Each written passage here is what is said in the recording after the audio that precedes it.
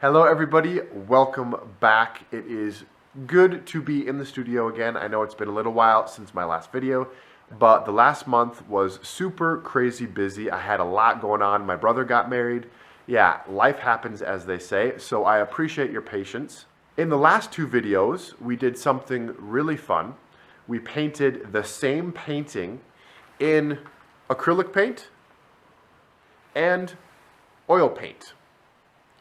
Just to compare the two mediums, it was a lot of fun. I encourage you to check out those two videos. But in this video, I actually don't know what I'm going to paint yet. I have an 11 by 14 inch canvas drawing over here. I toned it with acrylic paint. I think I'm going to use oil paint for this one, but we'll see. Let's get into it. All right, guys, we're going to jump in with putting on our sketch. So I'm doing the sketch actually with acrylic paint. I know I said I toned the canvas with acrylic paint as well. The reason that I'm doing it this way is simply because I want everything to be totally dry before I put on the block in. And you can paint oil over acrylic. You just have to make sure the acrylic is totally dry. So that's why I'm doing it. I'm going to save some time and use the acrylic paint. I believe I waited a good 24 hours or more to make sure that this acrylic paint was totally dry. I did use a little bit more water with the paint, so that's going to help it dry quicker. But yeah, the sketch is just about done. I did have a reference photo and I'm doing it freehand. Sometimes when I have a sketch that's a little bit more specific and I want to get it exactly right, I will actually use a digital projector to project the image onto the canvas. There's the finished sketch, and we're ready to put on the first layer of oil paint. This is the block in, and I am starting with the sky because it's furthest away, and that way I can just work my way forward in the painting, finishing up with the foreground. I just find that that helps me keep all of the values consistent. And it works for me. I know other people do it differently, so you kind of just have to try different things out and find out what you prefer. The sky in this one is going to be very simple. I have a little bit darker and more blue to the right. And here I am adding in a little bit of what's going to end up being background spray that's catching that light. But the light is coming in from the left and then moving across the painting to the right, which is the same way that the waves are going to be coming in against those rocks. And I'm just really keeping everything super simple at this point. The idea is to start basic and end more complex. I don't usually like to render my images like super detailed. I do like to keep a little bit of that loose quality to my paintings, but with this one I kind of just want to mainly practice my rocks here. I think I got down water relatively the way I want it, and so I'm specifically choosing a painting where I got some rocks because I don't feel quite as confident painting rocks yet, and I want to get better at it. So that's kind of why I'm choosing this composition. It'll give me a chance to practice those rocks. So I think I'm going to focus on talking about the rocks a little bit more in this than the water. I have done a lot of other water paintings, so you can, check out those videos. I guess I'm kind of breaking my rule a little bit here with the starting with what's furthest away and working your way forward. I've already started working on the foreground without even really painting those rocks in yet. So that can just demonstrate you don't have to be totally keeping to your method of painting every time. You can explore new ways of painting. I usually have a certain way that I do it, but with this one, I guess I Obviously here I changed it up a little bit. But now I'm getting those rocks in. You can see that I put in the shadows first. And for the shadows, the paint colors I used were a combination of Ultramarine Blue and Burnt Umber. That creates a really dark color. And so now for the lighter portion of the rocks, I'm just dry brushing a little bit of a gray over the top and letting the warmth of the acrylic paint that I use for the toning of the canvas to show through. And with this lighter paint added up in the lip of the wave, we are finished with the block-in. You can see all the basic elements are there. Now we're ready to render the image a little bit more. This is the next day, so the paint is still a little bit tacky, but it's mostly going to be staying put. I am starting to sharpen up the image a little bit more, sculpting those rocks. You can see I'm putting in some gray highlights and also taking some more of that darker, shadowy rock color that I mentioned earlier, and I'm adding in some cracks. But we're still thinking about keeping the image relatively basic. I'm not going to get ahead of myself and start putting on finer details until I get that next step of rendering applied. I'm putting in some highlights here where the sunlight is catching the rocks. The color that I mixed for that was just titanium white and burnt sienna to give it a little bit of warmth. I'm going to be highlighting it again later on to add more light. And for the rocks, there is a little bit of a reflection of the light coming in, bouncing off the water and creating a little bit of a blue kind of light on the shadowed portions of the rocks. So I just painted that in.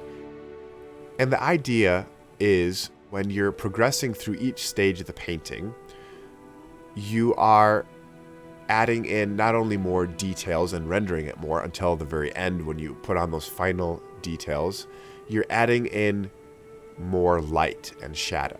So as we're working through the modeling here, I'm actually darkening up shadows and adding highlights where the light is going to be. So then when you think about it, it makes sense that your block-in is very dull. That way, it gives you a chance to build up that sense of light, which is really the best way to paint it.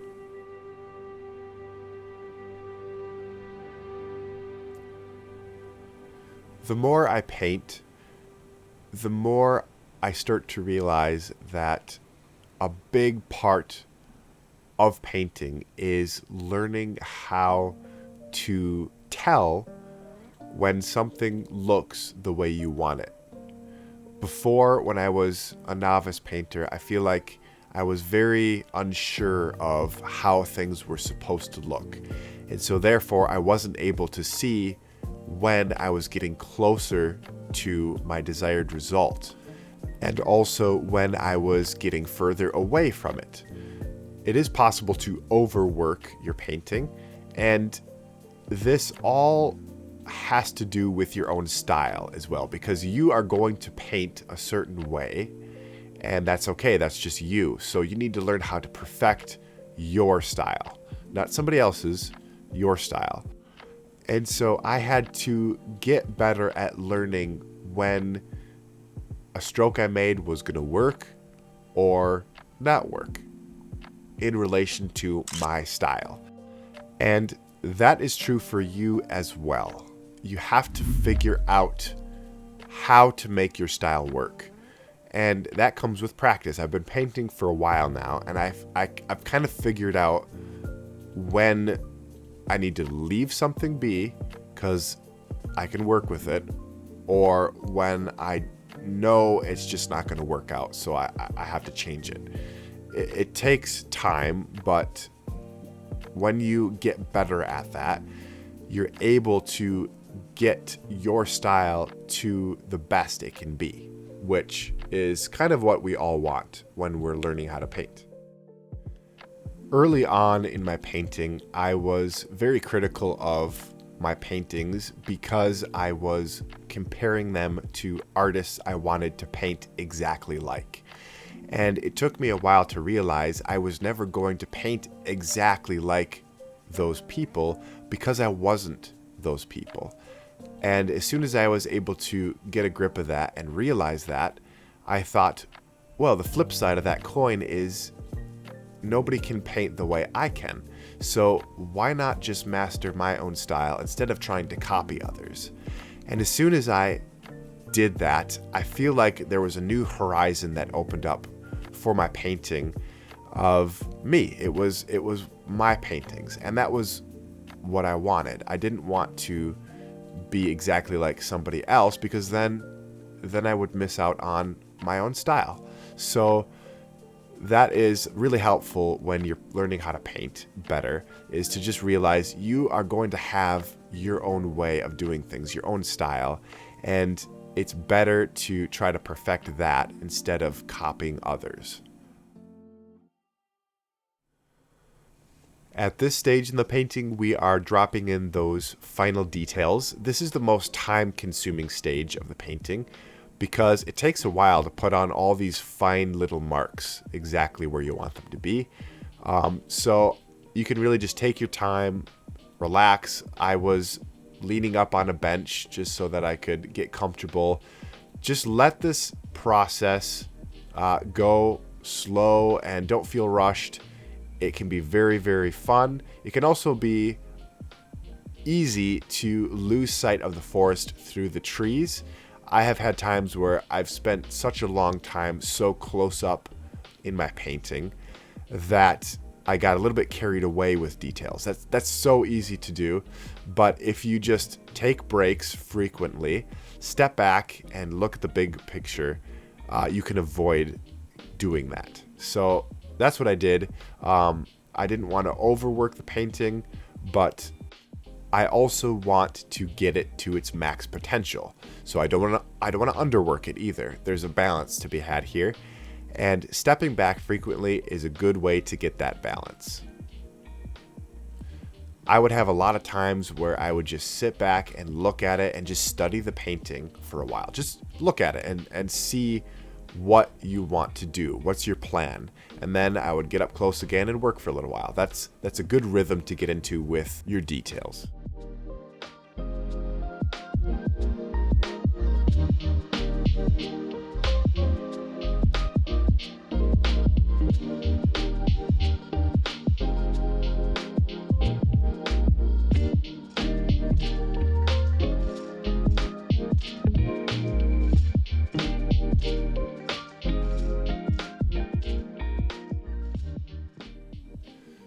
When I'm working on water like this, I really enjoy thinking about how the water is moving. And it seems complicated to get it right, but it's actually not as complicated as you'd think. You have a reference photo you're looking at, you're all set. All you need to do is imagine the way the water is moving. And sometimes when I put down some marks, I'm like, that doesn't really work. It doesn't look natural. When you've seen enough of what is natural, you kind of get an idea for how things should look, how the water should look when it's moving a certain way. So once you get the hang of that, it becomes a lot easier. And as you see me putting on these final highlights, I can say it was almost pure titanium white that I was putting on. I did add just a touch of yellow ochre into it for that sunset effect, but the marks that I'm making here are impasto. That is a fancy way to say that there's a kind of like a blob of paint that you put on and it stands up. It gives texture and it really helps those water droplets really stand out nicely. And with these final details, these final highlights, the painting is nearing the end. I am just about done. I realized that the foreground here needed a little bit more highlight as well based on how much I put into the wave. And once we get that on, you can see the progression of how the painting came together from beginning to end. Thank you guys so much for watching. It was a pleasure having you out. Like and subscribe, and we'll catch you guys in the next one. Until then, God bless you all. We'll see you later.